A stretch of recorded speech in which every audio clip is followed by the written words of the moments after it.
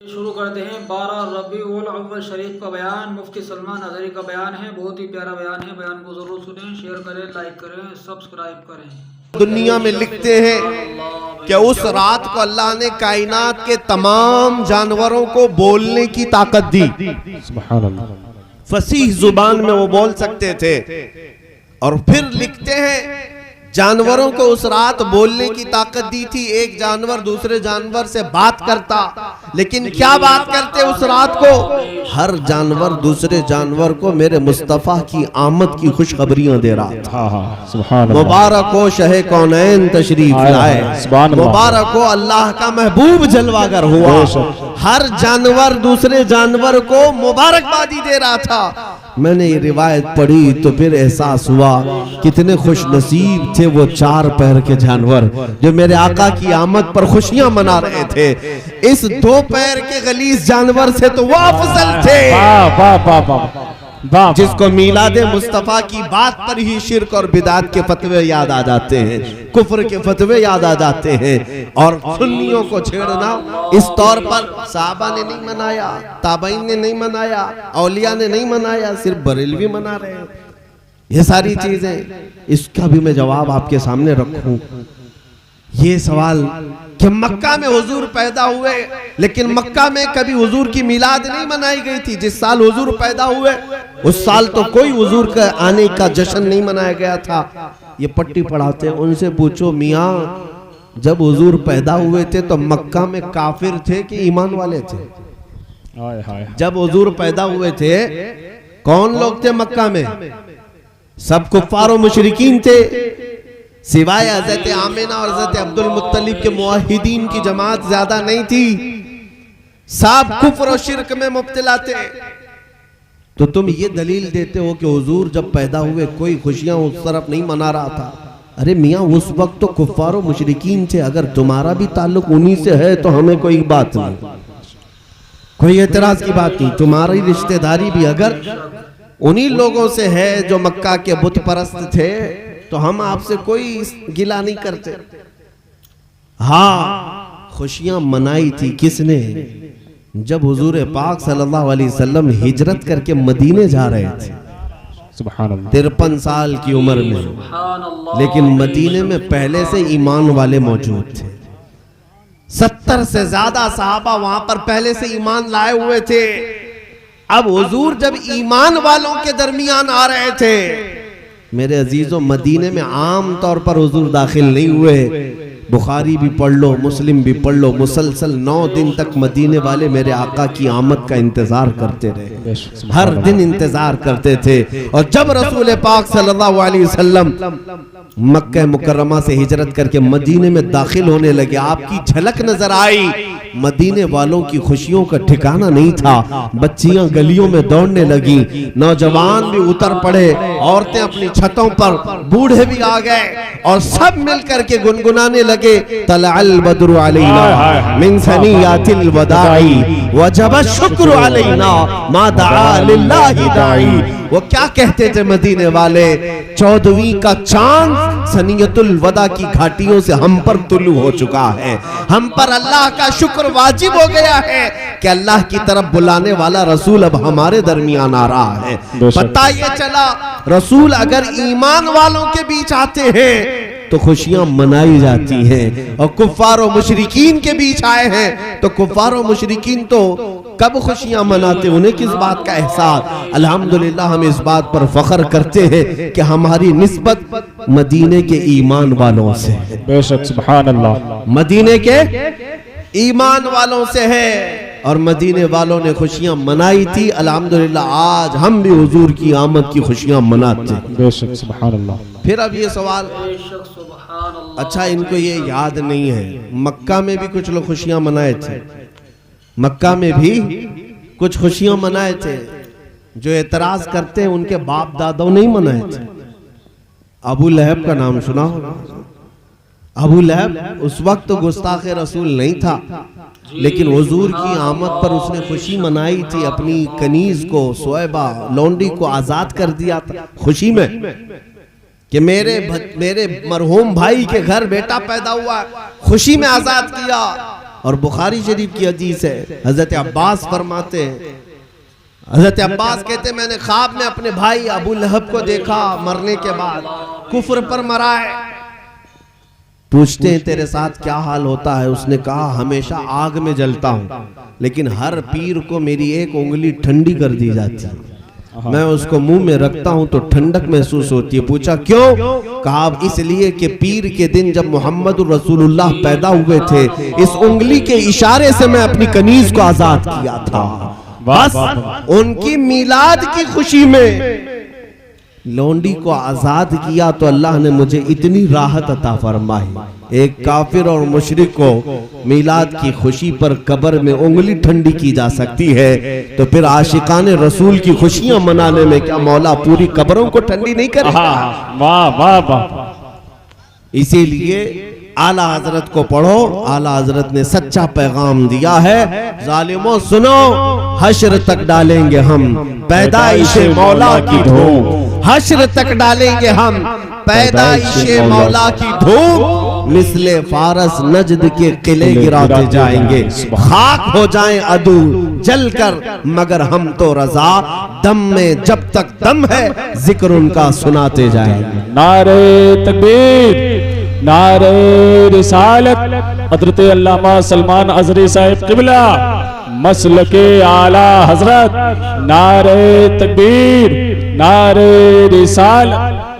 हालांकि हदीसों में यह भी मिलता है कि जब रसूल पाक सल्लल्लाहु तआला अलैहि वसल्लम की विलादत की रात आई, हजरत आमिना खुद फरमाती हैं कि एक बदली छाई और मेरे घर की तरफ आने लगी एक अबर, और फिर मैंने गौर किया तो उस बदली में, उस अबर में घोड़ों के हिनहिनाने की आवाज, और उसके बाद फिर मैंने कान तवज्जो के साथ उस तरफ लगाए तो सुना वो फरिश्तों की जमात थी जो मेरे घर की तरफ आ रही थी, और हर फरिश्ता दूसरे फरिश्ते को मुबारकबादी दे रहा था कि मुबारक हो अल्लाह का महबूब जमीन पर आने वाला है। यह हजरत आमिना फरमा रही। और जिब्राइल अमीन के बारे में भी रिवायत मिलती है कि उस रात को उन्होंने अपने हाथ में 3 झंडे उठाए थे, एक खाने काबा की छत पर लगाया, एक बैतुल मुकद्दस पर, और एक हजरत बीबी आमिना के घर पर। ये खुशियां नहीं मनाना है तो और क्या है? इसलिए मेरे अजीजों छोड़ो इनकी उनकी बातों को। बड़े मशहूर शायर हैं, उन्होंने कहा था हाजिरो नाजिरो गैबो बशर को छोड़, शुक्र करके वो तेरे ऐबों को छुपाए हुए हैं। अब बूंदाबांदी भी शुरू हो गई है, ये मिलाद की रहमत से। और इस मजमे के इन तमाम लोगों का मेरे अजीजों मिलाद की शब मना रहे हैं। अगर बारिश आ जाती है तो मैं ये समझता हूं अभी इम्तिहान की घड़ी भी आ गई, इम्तिहान का वक्त भी आ गया, इसलिए कि बहुत मर्तबा जिंदगी में आंधियां भी आएंगी, तूफान भी आएंगे। अगर तुम मैदान में जमे रह गए तो फिर अल्लाह की रहमत भी उतरे, साबित कदम रहे। ये बारिशें हमें सिखाती हैं। मैं ये नहीं कहता कि हर आदमी को बारिश में भीगने की आदत होना चाहिए, लेकिन ये जरूर कहूंगा मिलादे मुस्तफा की महफिल हो तो आग भी बरसे तो जमे रहना चाहिए। हुजूर की महफिल है, मेरे आका सल्लल्लाहु अलैहि वसल्लम की महफिल है, जमे रहना चाहिए। इसलिए कि इमाम मालिक रहमतुल्लाह ताला अलैह की बात मैं आपको अर्ज करता हूँ। इमाम दारुल हिजरा मदीने के इमाम हदीस का दर्स दे रहे थे अपने शागिर्दों के सामने, और हदीस पढ़ाते पढ़ाते अचानक आपका चेहरा पीला पड़ गया और बदन कसमसाने लगे। थोड़ी देर के बाद फिर सही होकर बैठे, फिर थोड़ी देर के बाद चेहरे पर जर्दी पीलापन, फिर आपने बदन इधर उधर किया, फिर पढ़ाने लगे। 3 बार ऐसा हुआ। जब हदीस मुकम्मल कर ली तो जल्दी से उठते हैं, अपने हुजरे में अंदर भाग कर चले गए। शागिर्दों ने देखा कि कुछ तो हुआ है इमाम, दौड़ करके पीछे गए। इमाम मालिक ने अपना जुब्बा उठाया तो देखा पीठ पर एक बिच्छू डंक मार रहा था। बिच्छू डंक मार रहा था। बिच्छू का डंक सांप से ज्यादा खतरनाक होता है। आदमी दर्द में तड़पता है। इमाम मालिक को जब वो बिच्छू निकाला गया, शागिर्दों ने कहा हुजूर ये कब से काट रहा? कहा बहुत देर से। कहा उठ क्यों नहीं गए आप? कहा इसलिए कि रसूलुल्लाह की हदीस पढ़ा रहा था, अल्लाह अल्लाह अल्लाह। मेरे आका सल्लल्लाहु ताला अलैहि वसल्लम की बात कर रहा था। मुझे ये ज़ेब नहीं देता कि हुजूर की हदीस के दरमियान किसी मूजी जानवर की तरफ तवज्जो करो। मेरे अजीजों सुन्नियों, सीखो हुजूर की महफिलों का अदब क्या है। आज हमारी महफिलें इस तरह की हो गई हैं कि लोग बहुत सारे जलसों में सर्कसबाजी के तौर पर शामिल होते हैं, जैसे कोई जोकर आया हो और जोकर को देखने जा रहे हो। ये कोई एंटरटेनमेंट की महफिलें नहीं होती, ये ईमानी महफिलें होती हैं। यहाँ अल्लाह की रहमतें बरसती हैं और फरिश्ते साया किए हुए होते हैं। अपनी महफिलों को जितना तुम अदब करोगे उतनी रहमतें पाओगे। एक बात मैं बताता हूँ, मीलाद की महफिल है, आज रबीउल अव्वल शरीफ का महीना चल रहा है।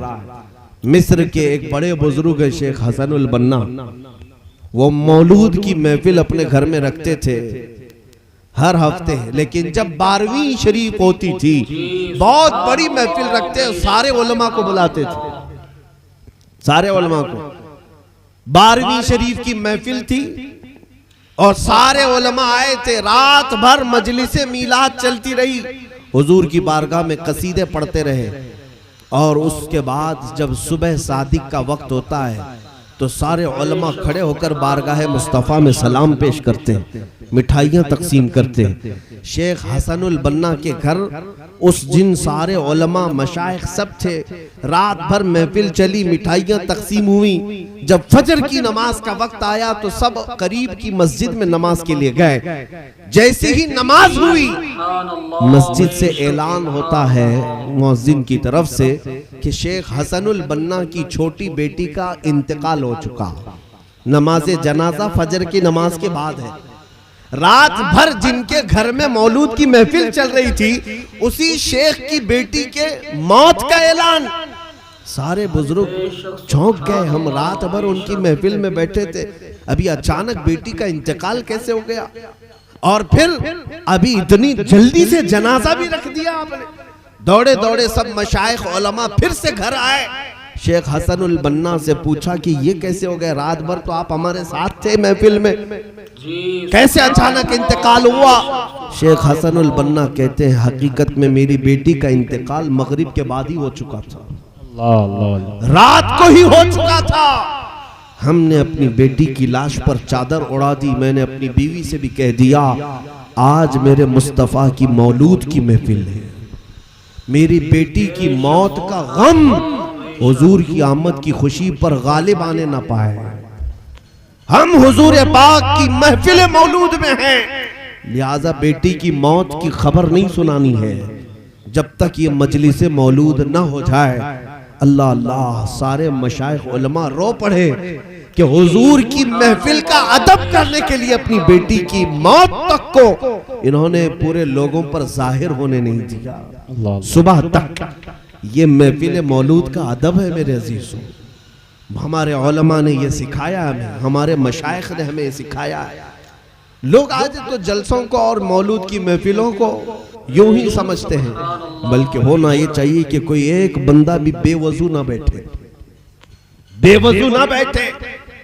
मैं तो बहुत सारे जलसों को देख रहा हूं, पान खाते, गुटखा खाते, तंबाक रगड़ते, बीड़ी पीते जलसों में शरीक हैं। तुम क्या देखने आए हो? हम अपने जलसों के बारे में तो ये कहते हैं हम महफिलें इसलिए सजाते हैं वो आएंगे, आते होंगे, अभी आएंगे, यही सोच के हमने महफिल को सजा रखा। हमारा तो ये कहना है वो आएंगे, आते होंगे, अभी आएंगे, यही सोच के हमने महफिल को सजा रखा है। जब हमारी महफिलें हुजूर की आमद का इंतजार करती हैं तो मेरे अजीजों, मामूली आदमी के इंतजार में आप अपने कपड़े सही कर लेते हो, रसूल पाक की आमद के लिए अपने पूरे तन बदन को सही करना चाहिए। अपने जिस्म के अंदर और अपनी रूह के अंदर अदब आ जाए। हुजूर पाक सल्लल्लाहु ताला अलैहि वसल्लम की आमद का वक्त है, इसीलिए मैं महफिलों का अदब भी तुम्हें सिखा जाता हूँ। तुम सुन्नी हो, इसीलिए आला हजरत फरमाते हैं मोमिन वो है जो उनकी ताजीम पे मरे दिल से। मोमिन वो है जो उनकी ताजीम पे मरे दिल से। नजदी भी तो करता है उनकी ताजीम मरे दिल से, सुभान अल्लाह। नजदी भी तो करता है उनकी ताजीम मरे दिल से। मरे दिल से। तुम सुन्नी हो, मोमिन हो, हुजूर की इज्जत पर मर मिटो, नबी पाक सल्लल्लाहु ताला अलैहि वसल्लम के लिए अदब रखो। हत्ता के हुजूर पाक सल्लल्लाहु ताला अलैहि वसल्लम का अदब जानवरों में भी है, जी सुभान जानवरों में भी है, बेशक सुभान शजर और हजर में भी है, पत्थरों में भी है। अल्लाह के हबीब सल्लल्लाहु ताला अलैहि वसल्लम के पास एक गधा जंगे खैबर में तोहफे के तौर पर पेश किया गया था। वो गधा हुजूर से गुफ्तगू करता है, हुजूर से अर्ज करता है, या रसूल अल्लाह, मैं उन गधों की नस्ल में हूं कि मेरे बाप दादाओं की सब पीठ पर अंबिया ही सवारी किया करते थे। मैं उन गधों के नस्ल का आखिरी गधा हूं और आप रसूलों के सिलसिले में आखिरी रसूल हैं। वो गधा ये कहता है कि या रसूल अल्लाह, मैं एक यहूदी के कब्जे में था, मेरा मालिक एक यहूदी, लेकिन अब तक उस यहूदी को मैं अपनी पीठ पर बैठने नहीं दिया। जब भी वो बैठता मैं उसे गिरा देता था। गधा जानवर, हुजूर पाक पूछते वो तेरा मालिक था, क्यों गिरा देता? गधा कहता मेरी माँ ने मुझे वसीयत की थी कि पीठ संभाल कर रखना, इस पर सैयदुल अंबिया सवारी करे। वाह वाह। जानवरों में रसूल पाक सल्लल्लाहु अलैहि वसल्लम का अदब है, उम्मतियों में किस कदर अदब होना चाहिए। इसीलिए अल्हम्दुलिल्लाह बरेली से जिनकी निस्बत है, हुजूर का नाम आते ही वो अंगूठे भी चूम लेते हैं, और अगर हुजूर का सलाम होने लगे तो बैठे हैं तो खड़े हो जाते हैं। ये अदब है या नहीं है? अदब है या नहीं? लोग अभी तक इन्हीं एतराजात में हैं कि तुम खड़े होकर सलाम पढ़ते हो, ये कहां से साबित है, वो कहां से साबित है। नेताओं के लिए खड़े हो जाते हो, इसका कोई सबूत पूछते भी नहीं। हाँ, तुम्हारे लिए वो ताजीम के लायक हैं जो आज किसी पार्टी के नेता हैं, इसलिए कि तुम उनका फजला खाते हो, और हम अपने नबी का सदका खाते हैं बेशक। और हम अपने नबी पाक सल्लल्लाहु ताला अलैहि वसल्लम के नाम पर अदब क्यों ना करें। तुर्की में एक बुजुर्ग थे, अभी इंतकाल हुआ चंद सालों पहले, 96 साल की उम्र हो चुकी थी उनकी, 96 ईयर्स। मैंने करीब से देखा, वो अगर कुर्सी पर बैठते हैं, हुजूर पाक सल्लल्लाहु ताला अलैहि वसल्लम के मुतालिक अगर खुतबा दे रहे हैं, बयान कर रहे हैं, अगर हुजूर का नाम आ गया जुबान पर तो बैठ करके तकरीर में कभी आपका नाम नहीं लिया, खड़े हो जाया करते। अगर एक तकरीर में हुजूर अकरम सल्लल्लाहु ताला अलैहि वसल्लम का नाम 60 बार आ जाए, 60 बार वो खड़े होते। सुभान अल्लाह, सुभान अल्लाह। कभी बैठ करके नबी पाक का नाम नहीं लिया। ये अदब था। सुल्तान महमूद गजनवी का नाम सुना है? सुल्तान महमूद गजनवी ये बहुत पाए के बुजुर्ग भी हैं, अल्लाह का खौफ रखने वाले मुंसिफ और आदिल बादशाह भी हैं। इनके खास वजीर थे अयाज। अयाज अयाज के बेटे का नाम मोहम्मद था, मोहम्मद था। सुल्तान महमूद ने बहुत प्यार किया मोहम्मद को, अयाज के बेटे को खिलाते भी थे, बादशाह थे, अपने वजीर का बेटा था। एक दिन सुल्तान महमूद ने पुकारा अयाज के बेटे को, क्या कह करके, ए इब्ने अयाज, ए इब्ने अयाज इधर आजा। नाम तो मोहम्मद है लेकिन पुकारा क्या, अयाज के बेटे इधर आजा। अयाज ने सुन लिया, हाजिर हुए, कहा कि हुजूर मेरे बेटे का नाम आपने नहीं लिया, कहीं उसने कोई गुस्ताखी तो नहीं की। जब कभी कोई किसी से नाराज होता था तो उसका नाम नहीं लेता था, उसके बाप के नाम से या किसी और के नाम से रिश्ता जोड़कर उसे बुलाया जाता था। तो अयाज ने पूछा मेरे बेटे से कोई गलती हुई, आप उसका नाम लेकर नहीं पुकार रहे? महमूद गजनवी कहते नहीं, हरगिज नहीं, असल में तेरे बेटे का नाम इतना पाक है, मैं उस वक्त वजू से नहीं था इसलिए उसका नाम लेकर नहीं पुकारा।